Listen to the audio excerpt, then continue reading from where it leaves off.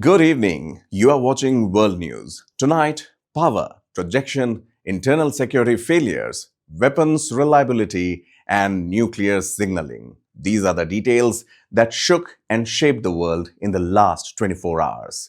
Let's begin with the United States and a Christmas Day strike that sent a clear message far beyond Nigeria. On December 25th, while much of the world marked Christmas, the United States delivered a message of hard power.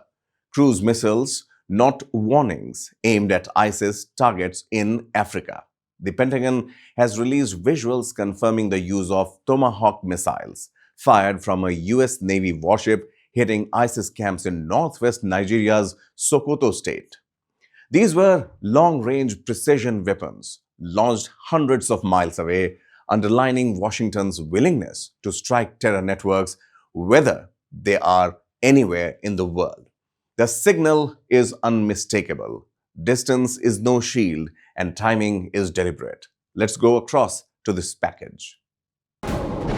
In a dramatic move just days after Christmas, U.S. forces carried out airstrikes against Islamic State, ISIS militants in northwest Nigeria, marking a major escalation in America's involvement in the country's long-running security crisis. U.S. President Donald Trump announced the operation on his Truth Social platform, saying the strikes targeted ISIS fighters who had been attacking civilians, particularly Christian communities. He described the mission as a direct response to what he called weeks of worsening violence and warnings that went unheeded.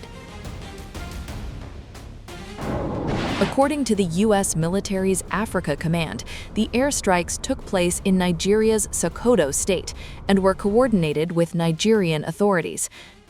Nigeria's foreign ministry later confirmed that the strikes were part of ongoing security cooperation with the United States, including intelligence sharing and joint efforts to weaken militant groups operating in the region.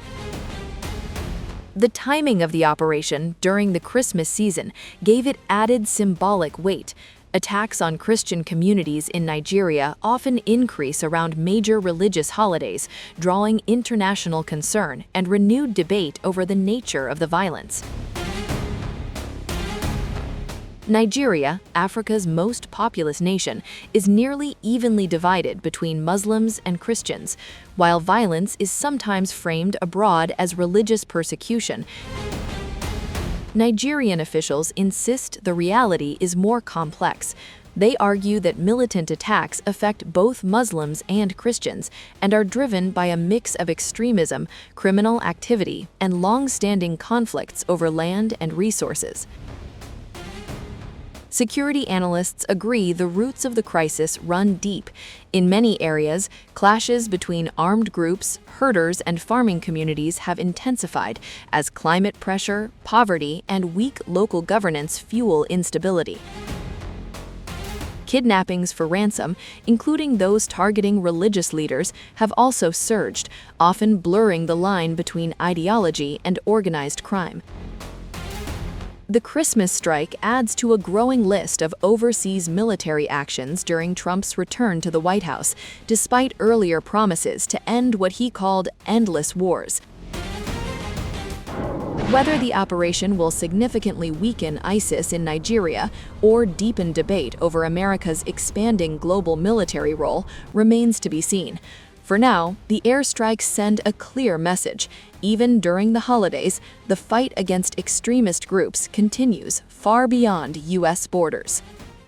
So the strikes reinforce a familiar doctrine. American force projection doesn't pause for geography or calendars. But while Washington hits terror camps abroad, elsewhere, internal security cracks are becoming dangerously visible. Japan, a country known for safety, witnessed a rare and disturbing act of violence. It is a shocking breach of internal security in Japan, to say the least. At least 15 people have been injured in a stabbing attack at a factory in Mishima, west of Tokyo. 8 were stabbed, 7 more injured after bleach was sprayed inside the premises. For a nation where violent crime is rare, this incident raises troubling questions about workplace security, mental health red flags, and rapid emergency response. Take a look. At least 14 people have been injured in a stabbing and liquid spray attack in central Japan, according to emergency officials. The incident occurred on Friday afternoon at a factory in Mishima City, located in Shizuoka Prefecture, west of Tokyo, during the busy holiday season. Authorities said a man armed with a knife carried out the attack inside a rubber manufacturing factory. Reports indicate that the suspect used both a blade and a spray-like liquid before being detained at the scene by police. Emergency services were alerted around 4:30 p.m. local time. Officials from the Mishima Firefighting Department said they received reports that multiple people had been stabbed and that an unidentified liquid had also been sprayed during the incident. According to emergency responders, 14 people were transported to hospitals for treatment. Local media later reported that at least 8 of the injured were hospitalized, though the severity of their injuries remains unclear. Police confirmed that the suspected attacker has been taken into custody. Investigators are now questioning the individual and examining what motivated the attack, including how the suspect gained access to the weapon and chemical substance. Public broadcaster NHK reported that both police and fire authorities are working together to assess the situation. Officials have not released details about the attacker's identity or whether the victims were specifically targeted. Random knife attacks remain rare in Japan, a country known for low violent crime rates and strict weapon laws. However, such incidents often trigger public debate around mental health concerns and the risk of copycat crimes. The timing of the attack has also raised concern amid Christmas and New Year preparations. Public spaces and workplaces are typically more crowded during this period, heightening anxiety among residents. Japan has witnessed isolated violent incidents in recent years, including the 2022 assassination of former Prime Minister Shinzo Abe and other knife attacks in major cities. Japan's incident highlights how even stable societies face unpredictable internal threats. But when danger shifts from individuals to weapons system, the consequences can be fatal and geopolitical. Next, Cambodia, where a battlefield failure is now raising serious questions about Chinese military hardware. A deadly explosion, 8 soldiers killed, and growing doubts over Chinese-made weapons. Because in modern warfare, reliability isn't optional, it's survival. Here's a closer look. Today, we're looking at escalating tensions along the Cambodia-Thailand border and a dramatic incident that has raised serious questions about Chinese-made weapons being used in the conflict. According to reports, a Chinese-manufactured rocket system being operated by Cambodian forces exploded during launch, killing 8 Cambodian soldiers. Yes, the rocket reportedly detonated before it even left the launcher. Video of the blast is now circulating online, showing the launch vehicle suddenly engulfed in flames while crews are standing nearby. The system involved is said to be the Type 90B multiple launch rocket system supplied by China to Cambodia. This incident took place right along the Cambodia-Thailand border, an area that has seen heavy exchanges of artillery and rocket fire in recent weeks as both sides continue to dispute sections of the frontier. And this isn't being seen as an isolated technical glitch. Reports suggest there have been multiple failures involving the same Chinese system during late 2025, adding to long-standing concerns about the reliability of Chinese-made military hardware. For Cambodia, that's a major problem because these systems are a critical part of their firepower in this conflict. Now, let's step back for a moment. The Cambodia-Thailand border dispute has flared up repeatedly over the years, but analysts say the current clashes are among the most intense the region has seen in decades. Both sides have traded rocket and artillery fire, and there have been civilian evacuations on both sides of the border. Tens of thousands, and in some estimates, hundreds of thousands of people have already left the frontline areas. There are diplomatic implications too. China is a key military supplier to Cambodia, and incidents like this raise serious credibility questions for Beijing's weapons industry. Critics point out that Chinese systems have faced failure reports in other conflicts as well, including during operations involving Pakistan earlier in the year.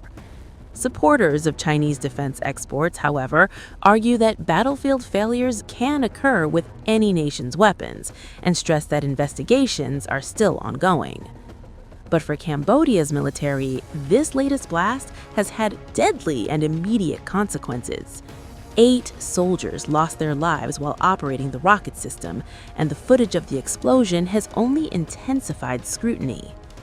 Meanwhile, efforts to secure a lasting ceasefire between Cambodia and Thailand have repeatedly broken down. There were mediation attempts, including involvement from U.S. officials, but the agreements did not hold, and shelling resumed along the frontier. So, where does this leave things? Right now, the border remains high tension and heavily militarized. Questions continue over weapons reliability, command decisions, and the broader risk of escalation between the two Southeast Asian neighbors. And as always, it's civilians near the conflict zone who face the greatest uncertainty. We'll continue to monitor developments, but for now, the explosion of this Chinese-made rocket system and the deaths of 8 Cambodian soldiers has become a symbol of both the human cost of the conflict and the growing doubts about the equipment being used on the front lines. As questions mount over weapons reliability in Asia, Europe faces something else: nuclear signaling. On Christmas Day, Russia chose the skies, not diplomacy, to send its message westward. A calculated provocation in the skies above Europe. Russian President Vladimir Putin ordered long-range nuclear-capable bombers to fly close to northern Britain during Christmas, forcing NATO to scramble fighter jets. The Russian Tu-95 Bear bombers, escorted by Su-33 fighters, flew over the Norwegian Sea, a route deliberately close to NATO airspace and symbolically aligned with the North Pole. The timing was no coincidence, neither was the message. This was nuclear signaling designed to remind the West that deterrence still flies on wings. The report has more. NATO scrambles fighter jets as Putin threatens Britain with Christmas nuclear bombers over the Norwegian Sea. Vladimir Putin shocked the West this Christmas, sending hulking Tu-95M strategic nuclear bombers on a long-range flight over the Norwegian Sea, just off the northern approaches to the United Kingdom. NATO was quick to respond, scrambling warplanes to track the massive Russian Bears as they proceeded on their menacing route. Moscow described the mission as a scheduled flight, saying the bombers took to the sky over the neutral waters of the Barents and Norwegian seas, with the flight lasting more than 7 hours. The Tu-95M bombers were escorted by Su-33 fighter jets from the Russian Navy, underlining the muscle behind this Christmas message. Russia also acknowledged that NATO shadowed the bombers doing parts of the route, without naming the Allied air forces involved. The Norwegian Sea lies just northeast of Scotland, making this display uncomfortably close to British airspace. The Tu-95Ms, first flown in the 1950s, remain a key pillar of Putin's nuclear triad. Deafeningly loud and propeller-powered, these bombers have been used to launch devastating missile strikes in Ukraine, leaving widespread destruction in their wake. This show of force comes just hours after Ukrainian President Volodymyr Zelensky delivered a dark Christmas Eve message, hinting at the potential demise of Vladimir Putin while urging his people to hold on to hope and pray for peace. Zelensky spoke to Ukrainians saying, "May he perish," clearly referring to Putin, but immediately followed by a call for peace, justice, and victory for Ukraine. His message came as Russian forces continued a wave of strikes on Ukrainian cities, targeting critical energy infrastructure on Christmas Eve, injuring at least 1 person in Kharkiv and Sumy. The timing of Putin's bomber flights and Zelensky's Christmas address reveals the high-stakes and tensions still raging over the war in Ukraine, even during the holidays.